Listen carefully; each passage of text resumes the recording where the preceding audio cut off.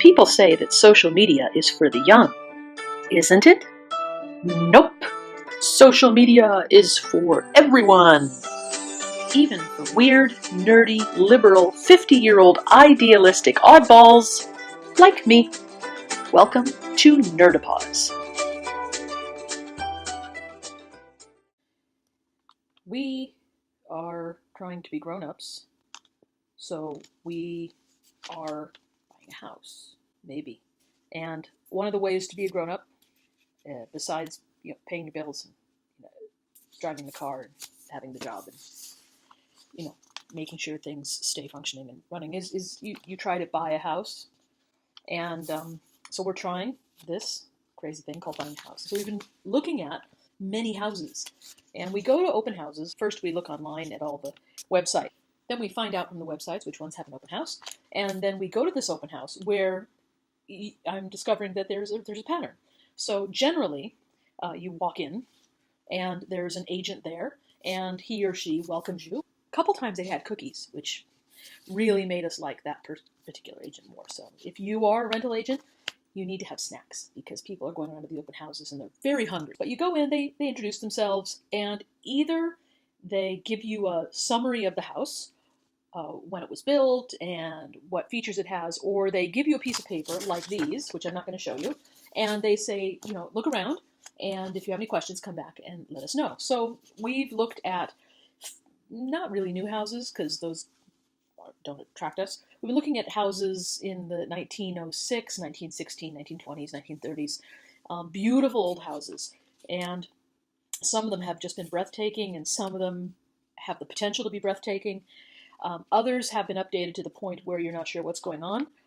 There have been houses that have been updated in several stages, so it looks like somebody Legoed several houses together, like several styles together. We've seen houses with very odd features that have been specifically useful to the current owners and really very unusable for us. We're tired of seeing houses now. So the next step after you're really tired of seeing houses, and it's fun for the first few, and then you're like, oh my God, find this other house and go in.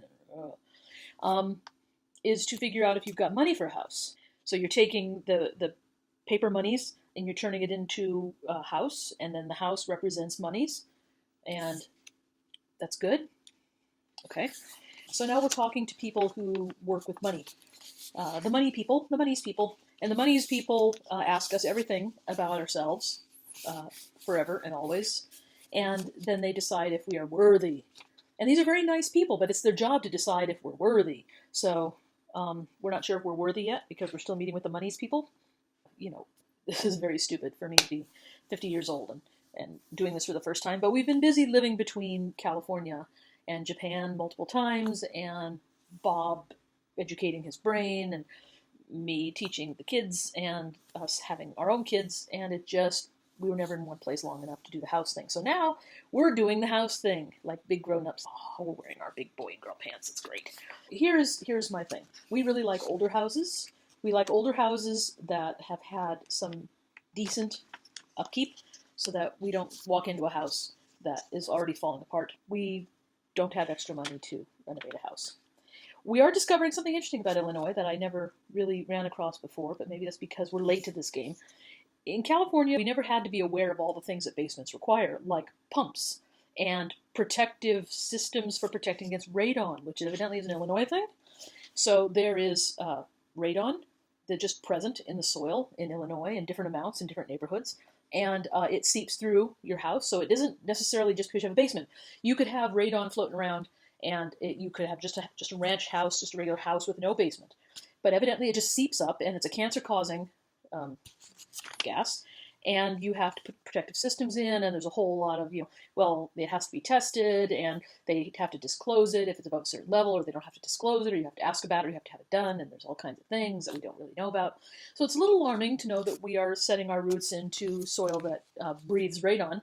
So the radon thing was alarming, learning about all the pumps that you have to have in case water goes into your basement. But you need a basement because even though there's no earthquakes here, there are tornadoes which fall from the sky and do terrible things. And I don't know what I'm scared of more, the tornadoes or the earthquakes. I mean, you see tornadoes coming, but then again, they can touch down at a moment's notice. So I'm just very confused by the terror potential that there is to feel in different parts of this country. We are neck deep in trying to be worthy to buy a house and learning about radon and pumps and protective barriers against radioactive chemicals and figuring out, how old a house we can get without it being unmanageable and making sure the pipes have been updated and the roof is not leaking and the bits and the chimneys can't even, if we end up with a house with a chimney, that's a whole other thing I have to learn about that I don't know about other than open the flue, close the flue.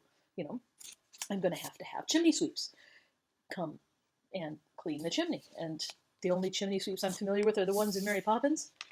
So basically, I'm a 50-year-old doofus when it comes to being a house owner. I'm going to let you know what happens. Our favorite house was this one called a Georgian house. I call it Jane Austen house because it kind of has that brick, that look, and it was beautifully maintained and great updates. And I don't care if I've got granite countertops and stainless steel appliances. My criteria is it there and does it work? It had everything there and it worked and it was gorgeous. And we walked in and we're like, ah. And the agent came in and said, hi, you're welcome to look around, but we signed a contract on this morning. Because, of course, then we walked around and we liked it even more and we can't have it.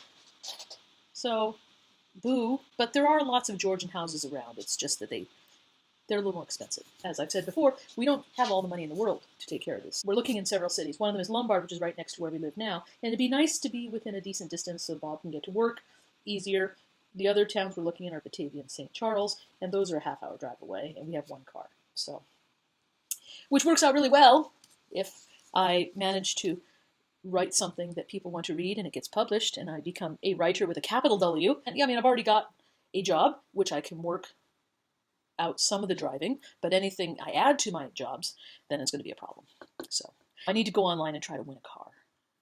If I win a car, then we'll have another car. If I win the Publishers Clearinghouse sweepstakes, then there'll be no problem. But of course, no one wins those because it's not real. Do you know anybody who's won this? My mom has played for like 20 years. Sticking the stickers on the paper and the stickers on the paper and stickers on the paper. I do it online. I just don't order anything.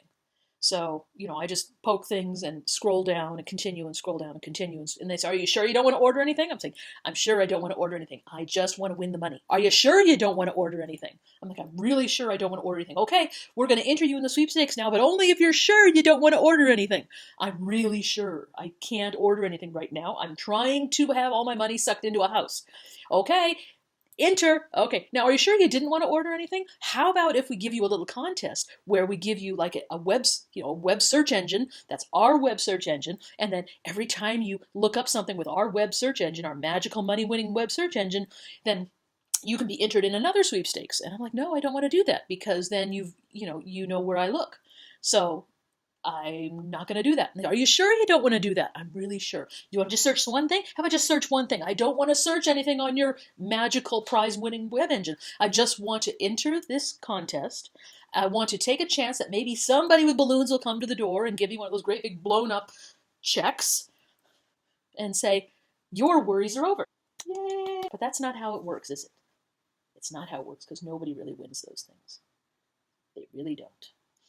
I don't know why. Play. And it's online, and I just go poke, and I don't order anything, so basically I'm using like 5 seconds. I'm very gullible. Because while I'm telling you no one ever wins these things, in the back of my gullible little head is, but what if? But we know that's not how the world works, because no one wins these things. Right? But I'm still saying what if. It's still in there. I'm so gullible. My mouth is saying, what never happens, and my brain is saying, could be? Could be? Isn't it like lying if they put these out there and no one ever wins? So one person wins every like 40 years, and that counts. Somebody won. Therefore, it's legit, right? Wrong. What if? It's still in there. It's still in there. What if? Okay, so that's me. And I'm going to get ready to go teach art now. And see you later. Here in the United States, these little oranges are called sweeties, which is their commercial name, or satsumas, or mandarins, but for me, this will always and ever be a mikan. which is Japanese for this kind of usually sweet little seedless orange that's easy to peel. In the wintertime, in Japan, I ate and ate these things. And because they're good for you and they've got vitamin C and they're fun because they fit right there. I'm gonna peel this. Sour. This orange is really tart. I'm eating an orange. The orange is orange is orange is orange. The orange is orange is orange is orange. The orange is orange is orange is orange. The orange is orange. As always, be kind, take care of each other, and stay nerdy.